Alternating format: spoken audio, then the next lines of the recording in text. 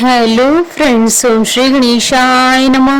ओम नमः शिवाय। आप सभी का स्वागत है आपकी अपनी यूट्यूब चैनल पर। फ्रेंड्स, अब आइए जानते हैं साल 2025 की भाद्रपद मास की मासिक शिवरात्रि का शुभ मुहूर्त, गुरु पुष्य योग का शुभ मुहूर्त, मासिक शिवरात्रि का पूजन विधि, ऋषिदाकाल पूजन का समय, व्रत कथा, महत्व और उपायों के बारे में। फ्रेंड्स, वीडियो शुरू करने से पहले आपसे रिक्वेस्ट है, अगर आप हमारे चैनल पर नए हैं और आपने अभी तक चैनल को सब्सक्राइब नहीं किया है तो प्लीज सब्सक्राइब कीजिएगा चैनल को, साथ ही प्रेस कीजिएगा बेल आइकन को, जिससे नए वीडियो से रिलेटेड नोटिफिकेशन आपको तुरंत प्राप्त हो सके।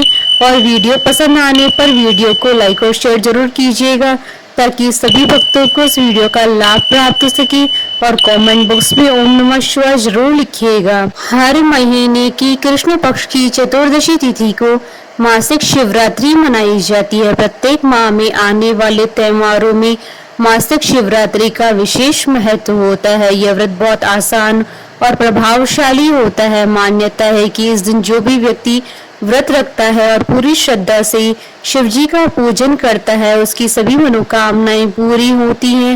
इस दिन भगवान शिव जी की आराधना करने से महावरदान की प्राप्ति होती है। मासिक शिवरात्रि का व्रत रखने और पूजा करने वाले लोगों की सारी समस्याएं दूर होती है। मान्यता है कि मासिक शिवरात्रि का व्रत करने से मनोवांछित वर की प्राप्ति होती है और विवाह में आ रही रुकावटें दूर होती है। जिन लोगों के विवाह में देरी हो रही है या किसी प्रकार की अड़चन आ रही है, तो उन्हें भी मासिक शिवरात्रि का व्रत करना चाहिए। मासिक शिवरात्रि के दिन शिव चालीसा का बहुत महत्व होता है। इस दिन शिव चालीसा का पाठ करने से भगवान शिव अति शीघ्र ही प्रसन्न होते हैं।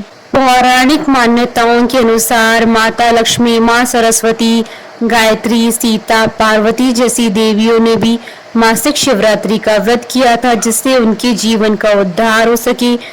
मासिक शिवरात्रि के दिन व्रत और पूजा करने से व्यक्ति को सुख और शांति की प्राप्ति होती है। साथ ही संतान प्राप्ति, रोगों से मुक्ति पाने के लिए भी इस दिन उपवास किया जाता है। मान्यता है कि यह पर्व क्रोध, ईर्ष्या, अभिमान और लालच जैसी भावनाओं पर काबू पाने में मदद करता है। वैदिक ज्योतिष में गुरु ग्रह को शिक्षा, ज्ञान और धन और समृद्धि का कारक माना जाता है। वहीं पुष्य नक्षत्र को सभी नक्षत्रों में सबसे शुभ माना जाता है। गुरु पुष्य योग को गुरु पुष्य नक्षत्र योग, गुरु पुष्य अमृत योग अथवा गुरु पुष्य अमृत योग के नाम से जाना जाता है। फ्रेंड्स, अब आइए जानते हैं भाद्रपद मास की मासिक शिवरात्रि और गुरु पुष्य योग की शुभ मुहूर्त के बारे में। हिंदू पंचांग के अनुसार साल 2025 में गुरु पुष्य योग और मासिक शिवरात्रि 21 अगस्त 2025 गुरुवार के दिन है। भाद्रपद कृष्ण चतुर्दशी तिथि प्रारंभ होगी 21 अगस्त 2025 को दोपहर 12:44 पर और भाद्रपद कृष्ण चतुर्दशी तिथि का समापन होगा 22 अगस्त 2025 को सुबह 11:55 पर। निशिता काल पूजन का समय रहेगा रात्रि 12:08 से रात्रि 12:52 तक। कुल अवधि 44 मिनट है और इस दिन गुरु पुष्य योग, सर्वार्थ सिद्धि योग, अमृत सिद्धि योग का शुभ संयोग भी बन रहा है। गुरु पुष्य योग, सर्वार्थ सिद्धि योग, अमृत सिद्धि योग का प्रारंभ होगा 21 अगस्त 2025 को सुबह 6:01 से रात्रि 12:08 तक, अर्थात पूरे ही दिन ये तीनों दुर्लभ महासंयोग बन रहे हैं। ज्योतिष शास्त्र के अनुसार सर्वार्थ सिद्धि योग, अमृत सिद्धि योग और गुरु पुष्य योग का विशेष महत्व माना गया है। साथ ही इस दिन मासिक शिवरात्रि भी है, इसलिए इस दिन का महत्व कई गुना अधिक बढ़ जाता है। इस दिन भगवान गणेश जी, माता लक्ष्मी, देव गुरु बृहस्पति, भगवान विष्णु और शिव परिवार की पूजा करने पर साधक को कई गुना अधिक लाभ प्राप्त होगा। सभी शुभ कार्यों में सफलता प्राप्त होगी। योगों में देवों के देव महादेव जी की पूजा करने से साधक को पृथ्वी लोक में स्वर्ग समान सुखों की प्राप्ति होगी। फ्रेंड्स, अब हमारे चैनल पर ज्वाइन बटन को दबाकर हमारे चैनल के मेंबर भी बन सकते हैं। हम हमारे चैनल के मेंबर्स की कमेंट्स को टॉप प्रायोरिटी पर रखकर उनका रिप्लाई करते हैं। फ्रेंड्स, अब आइए जानते हैं मासिक शिवरात्रि की पूजन विधि के बारे में। सुबह जल्दी उठें और नित्य कर्म के बाद स्नान करें। अब घर के मंदिर में दीप जलाएं। सबसे पहले भगवान गणेश जी की पूजा करें। अगर आपके घर में शिवलिंग है तो शिवलिंग का गंगा जल से अभिषेक करें। गंगा जल नहीं होने पर आप साफ पानी से भी भोले बाबा का अभिषेक कर सकते हैं। जिनके घर में शिवलिंग नहीं होते हैं वे भोले बाबा का ध्यान करें या शिव मंदिर में जाकर शिवलिंग का अभिषेक करें, भगवान शिव जी की आरती करें, भगवान शिव जी के साथ माता पार्वती की भी आरती करें। इस दिन अपनी इच्छा अनुसार भगवान शंकर को भोग लगाएं, भोग में कुछ मीठा जरूर शामिल करें। फ्रेंड्स, अब आइए जानते हैं मासिक शिवरात्रि के नियमों के बारे में। मासिक शिवरात्रि के दिन कुछ विशेष नियमों का पालन करना चाहिए। इस दिन अपनी इंद्रियों पर नियंत्रण रखना चाहिए, ब्रह्मचर्य का पालन करना चाहिए, मन में किसी के प्रति गलत विचार नहीं लाने चाहिए, किसी को अपशब्द नहीं कहने चाहिए, मांस मदिरा का सेवन नहीं करना चाहिए, असत्य नहीं बोलना चाहिए, क्रोध नहीं करना चाहिए। फ्रेंड्स, अब आइए जानते हैं मासिक शिवरात्रि पर किए जाने वाले उपायों के बारे में। मान्यताओं के अनुसार मासिक शिवरात्रि बेहद शुभ तिथि मानी जाती है। इस दिन भगवान शिव तथा शक्ति की उपासना तो होती ही है, मगर आर्थिक संकट को दूर करने के लिए भी इस दिन उपाय किए जाते हैं। मासिक शिवरात्रि पर सफेद वस्तुओं को दान करने से आर्थिक संकट दूर हो जाते हैं। मासिक शिवरात्रि पर भगवान शिव जी की पूजा आराधना करने से कुंडली में चंद्रमा ग्रह मजबूत होता है। इस दिन भगवान शिव को बेल पत्र, धतूरा और श्रीफल अवश्य चढ़ाना चाहिए। इसके साथ रुद्राभिषेक भी करना चाहिए।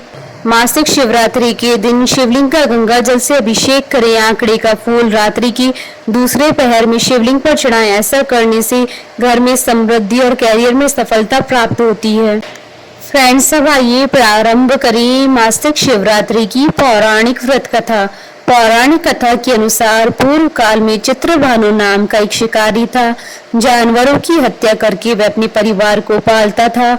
वह एक साहूकार का कर्जदार था, लेकिन उसका ऋण समय पर न चुका सका। क्रोधित साहूकार ने शिकारी को शिवमठ में बंदी बना लिया। संयोग से उस दिन मासिक शिवरात्रि थी। शिकारी ध्यान मग्न होकर शिव संबंधी धार्मिक बातें सुनता रहा। चतुर्दशी को उसने शिवरात्रि व्रत की कथा भी सुनी।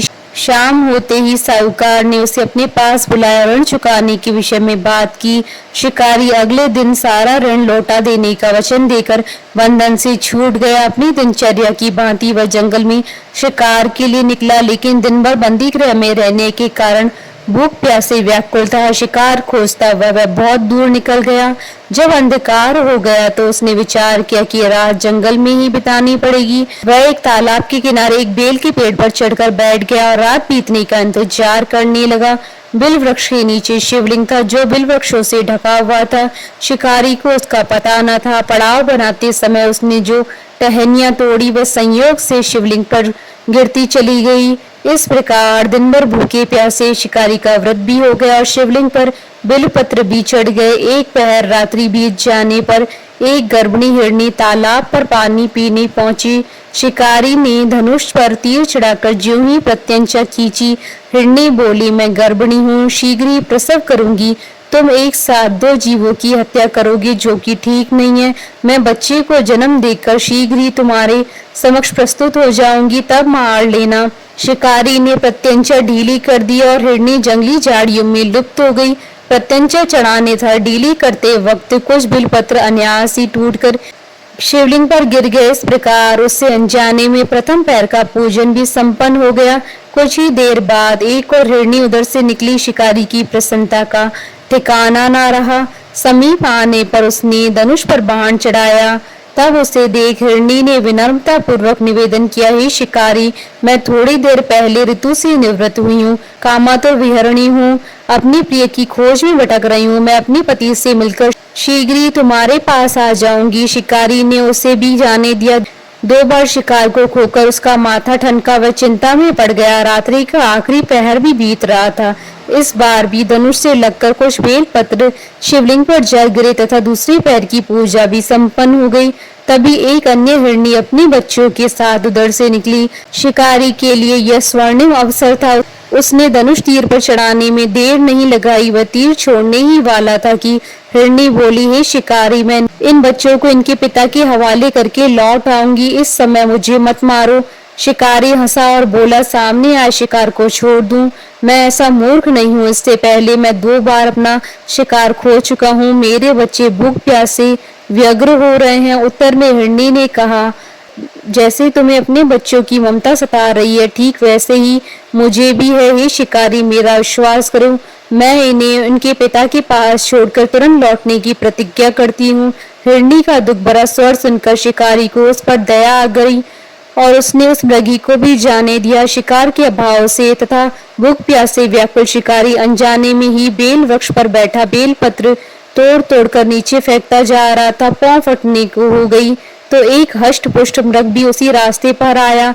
शिकारी ने सोच लिया कि इसका वह शिकार अवश्य करेगा। शिकारी की तनी प्रत्यंचा को देखकर मृग विनीत स्वर में बोला, हे शिकारी, यदि तुमने मुझसे पूर्व आने वाली 3 मृगियों तथा छोटे छोटे बच्चों को मार डाला है तो मुझे भी मारने में विलंब न करो, ताकि मुझे उनके वियोग में एक क्षण भी दुख न सहना पड़े। मैं उन हिरनियों का पति हूँ। यदि तुमने उन्हें जीवन दान दिया है तो मुझे भी कुछ क्षण का जीवन देने की कृपा करो। मैं उनसे मिलकर तुम्हारे समक्ष उपस्थित हो जाऊंगा। मृग की बात सुनते ही शिकारी के सामने पूरी रात का घटनाक्रम घूम आया। उसने सारी कथा मृग को सुना दी। तब मृग ने कहा, मेरी तीनों पत्नियां जिस प्रकार प्रतिज्ञाबद्ध होकर गई हैं, मेरी मृत्यु से अपने धर्म का पालन नहीं कर पाएंगी। अतः जैसे तुमने उन्हें विश्वास पात्र मानकर छोड़ा है, वैसे ही मुझे भी जाने दो। मैं उन सबके साथ तुम्हारे सामने शीघ्र ही उपस्थित होता हूँ। शिकारी ने उसे भी जाने दिया। इस प्रकार सुबह हो आई। उपवास, रात्रि जागरण तथा शिवलिंग पर बेलपत्र चढ़ने से अनजाने में ही शिवरात्रि की पूजा पूर्ण हो गई। पर अनजाने में की हुई पूजा का परिणाम भी उसे तत्काल मिला। शिकारी का हिंसक हृदय निर्मल हो गया, उसमें भगवत शक्ति का वास हो गया। थोड़ी ही देर बाद वह मृग सपरिवार शिकारी के सामने उपस्थित हो गया ताकि वह उनका शिकार कर सके। किंतु जंगली पशुओं की ऐसी सत्यता, सात्विकता एवं सामूहिक प्रेम भावना देखकर शिकारी को बड़ी ग्लानि हुई। उसने मृग परिवार को जीवन दान दे दिया।